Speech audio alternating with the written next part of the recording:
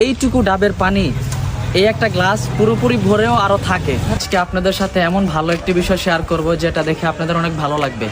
বিষয়টি হচ্ছে এতটুকু ছোট একটি ডাব, এই ডাবের মধ্যে পুরো এত বড় একটি গ্লাস পুরোটা ভরে যায় পানিতে।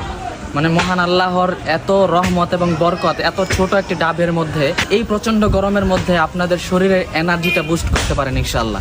আমার পিছনে দেখুন গাছে উঠতেছে আল্লাহু আল্লাহু তুমি জাল্লে জালালু শেষ এইটুকু ডাবের পানি এই একটা গ্লাস পুরোপুরি ভরেও আরো থাকে।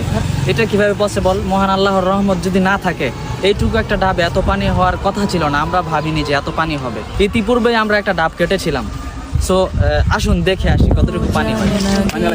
তোমার গুণগান মাশাআল্লাহ। দেখুন আসলে এইটুকু পানি এত